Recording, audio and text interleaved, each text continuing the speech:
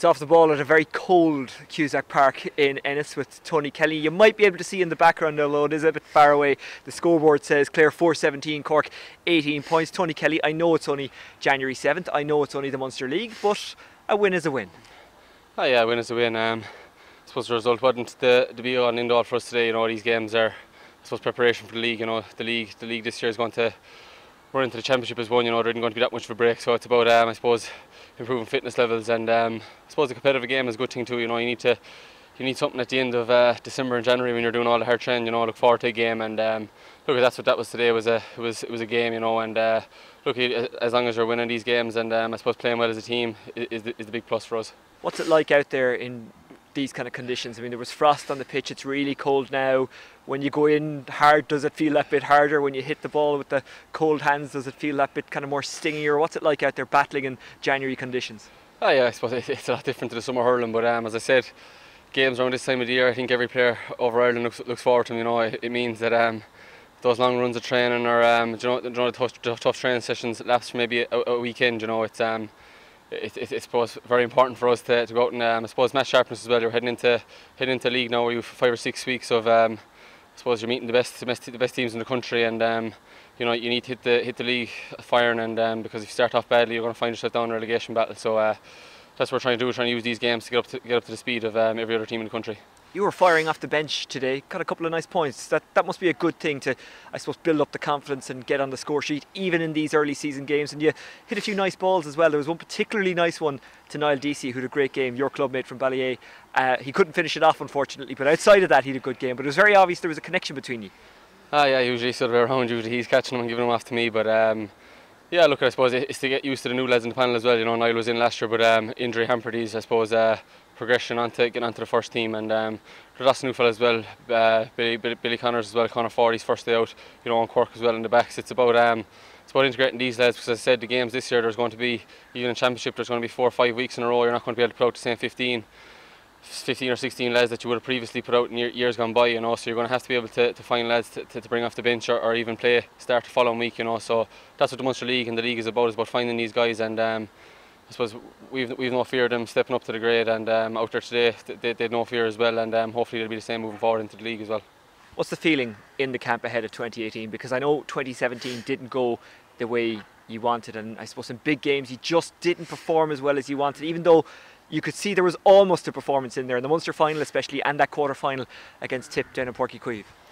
Yeah, look, I suppose we're setting our stall out to work hard this year, and that's what we're doing this time of year, and we're going to bring it into the summer and the league months as well. It's just trying to be the hardest working team in Ireland. We're not coming with any fancy tricks or any fancy plays or anything like that. We're just going to knuckle down now. We've a good few weeks under our belt, and we're just going to try and drive it on, and as I said, keep the head down and work as hard as we can, and as long as we're doing that and being as honest, we're hoping that the performance is going to come with that as well. Do you hope that sharpness kind of comes and you can build on the work you did last year? Because as I said, you almost had good performances against Tip and Cork in the Munster final, if you follow my lead on that one.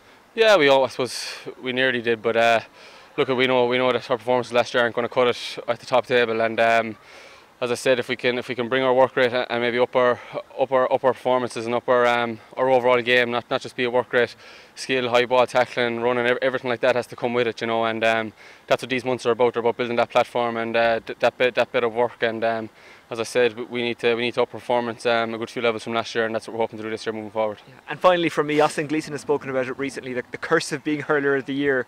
Obviously, it came a couple of years ago for you. Do you think now you're kind of, the pressure is off you from that? Because it does add pressure, and I suppose there was pressure there as well internally in Clare, because you did what you did, you won the All-Ireland, and it was always going to be hard to match that. Now you've had a great time since winning a Fitzgibbon, getting to an All-Ireland final with your club, getting to a county final with your football club, but do you feel that kind of pressure is off you now, or did you ever feel it?